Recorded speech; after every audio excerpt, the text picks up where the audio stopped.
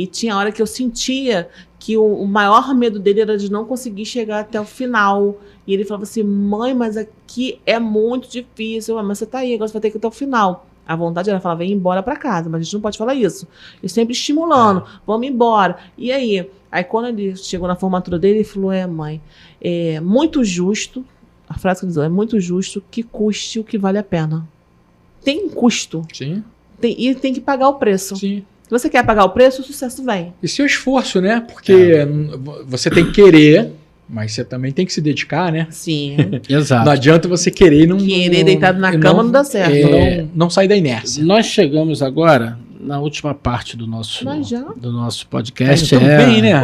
Já estamos pegando, já estamos agora na nossa reta final, mas tem dois assuntos que eu gostaria que você falasse, né, para que a gente possa fechar.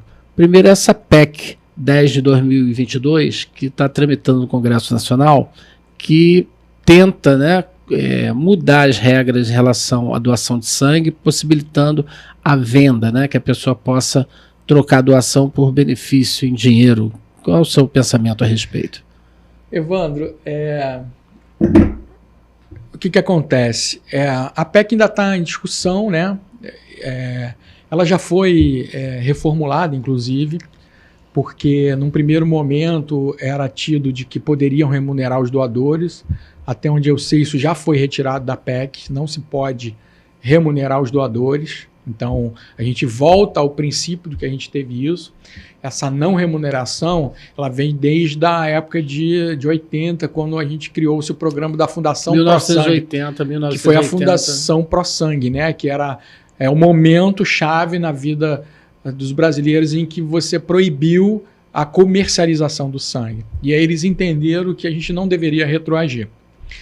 A gente tem uma falta de hemoderivados, né, que é diferente de hemocomponentes. A gente tem uma empresa, mas a gente ainda acredita Hemobras, né? A gente tem a Hemobras, e aí existem opiniões pessoais, institucionais. A minha pessoal, inicialmente, eu precisaria me debruçar mais sobre a PEC para entender, mas inicialmente eu fico pensando em que se a gente tem uma empresa brasileira, eu sou sempre favorável que se eu tenho algo brasileiro, eu deveria investir naquele brasileiro para ele dar conta de entregar aquilo.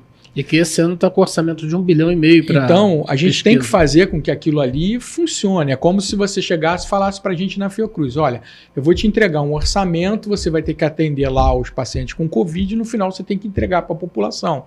Então, você vai lá, entrega, você vai ver que nós temos o nosso centro hospitalar que está lá, um dos poucos que ficaram de pé depois da pandemia, e a gente continua atendendo a população. Então, num primeiro momento, analisando um pouco de fora, eu sou um pouco favorável de que a gente tenha os investimentos numa produção nacional. Agora, se lá na frente a gente comprovar que o tempo vai demorar muito até ela atingir uma maturidade de processar todo o sangue brasileiro, de que não vai dar tempo, que vai continuar faltando, que vão ter amarras nesse meio tempo, o que a gente não pode fazer é jogar esse plasma fora e não produzir os hemoderivados que os pacientes estão necessitando. Então a gente precisa ter os dois olhares. A gente vai ter gente que é a favor, vai ter gente que é contra. Não é um tema fácil de discutir. A gente teve o Congresso Brasileiro esse ano de Hematologia e Hemoterapia. Isso foi pauta no Congresso, inclusive. A gente viu a sociedade pautando de que forma de que pudesse ter outras empresas fazendo, porque eles entendem que, num primeiro momento, os pacientes estão precisando. Está faltando. E se está faltando e o Estado não está conseguindo entregar, então talvez a melhor alternativa no momento mais agudo seja oferecer para terceiros para que aquilo volte. A gente já teve uma experiência no passado com algumas empresas que fizeram isso e a gente também não teve esse retorno, porque se tivesse dado certo não estaríamos nesse momento. Então talvez essa seja ainda... essas pessoas que são contras também tenham esse pensamento. Poxa, em algum momento a gente autorizou e não resolveu o problema brasileiro. Acho que a gente precisa de mais diálogo, precisa de mais esclarecimento. Acho que as partes, né, a presidência da Hemobras, a sociedade civil como um todo, a sociedade médica precisa sentar e a gente precisa dialogar um pouco mais isso para poder entender a que pé que está, porque é o que você falou, você está dizendo que tem 1 bilhão lá de... 1,5 bilhão orçamento. 1,5 bilhão no orçamento. Que é exatamente para enfrentar talvez esse risco de aprovar essa PEC. Se esse investimento ele traz novos maquinários, aumenta a capacidade de processamento deles, o quão isso aumenta, qual é o retorno, qual é o percentual de retorno que isso volta para os pacientes, talvez seja adequado não mandar para fora. Talvez, às vezes não é nem mandar para fora, é deixar o cara vir aqui dentro e processar. Acho que a ideia é essa. As parcerias, elas são mais salutares. São mais salutares. Então eu confesso a você que, como não é um tema, né, porque não é um tema que eu estou muito debruçado sobre isso, eu venho escutando en passant, porque é pertinente à minha área, mas eu tenho uma primeira opinião, a minha primeira opinião, como alguém que já trabalha há algum tempo, que já vivia um pouquinho disso, é que a gente precisaria de um pouco de diálogo nesse momento, que não pode levar tudo, eu ganhei, você perdeu, acho que a gente não pode fazer isso. E eu tenho uma pequena tendência para coisa pública.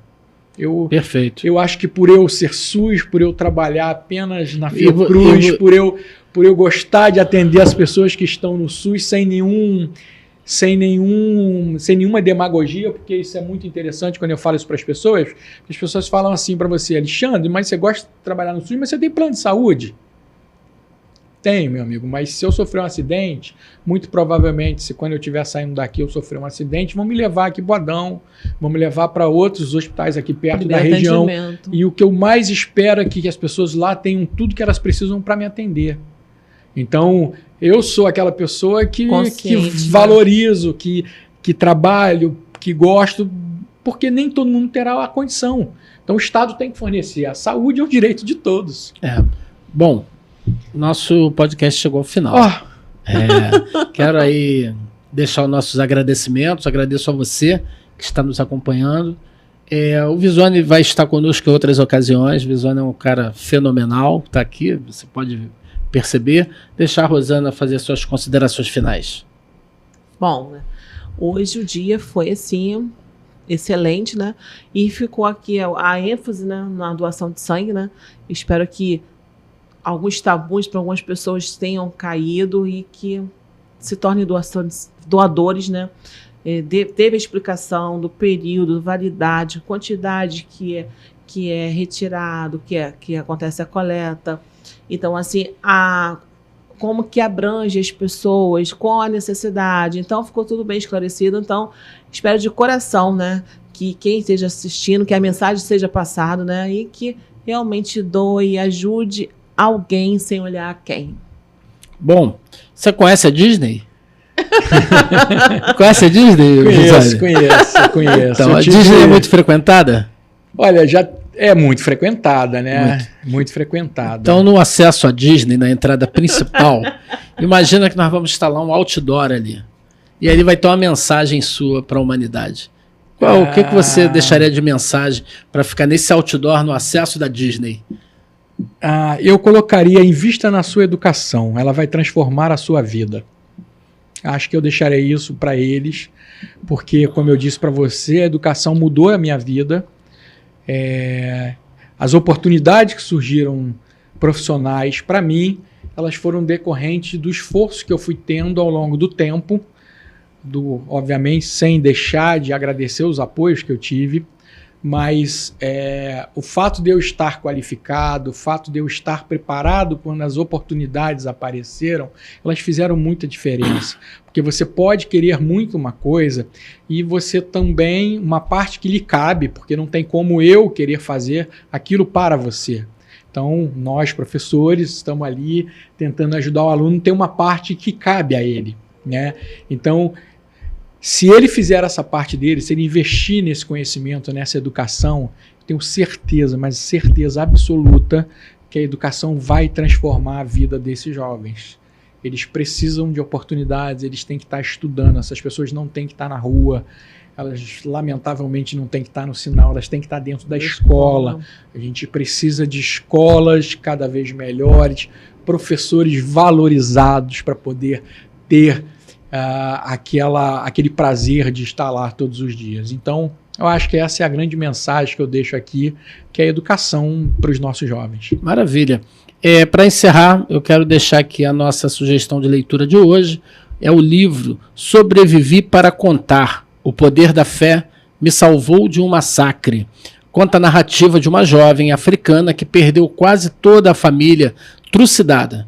Ela conta como escapou de um dos mais sangrentos genocídios da história, com o poder da fé e o pensamento positivo.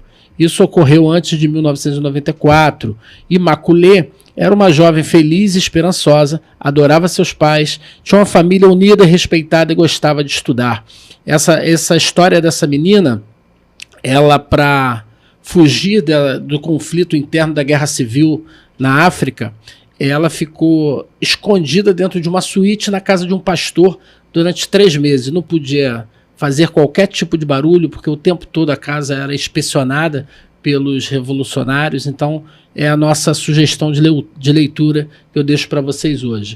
Quero agradecer aí a toda a nossa equipe, a nossa produção, a Promover Brasil, agradecer a M2 Estúdio, agradecer a TV Metropolitana, Churrascaria Caxias Grill, Instituto Evandro Brasil e a Escola de Música Sideman.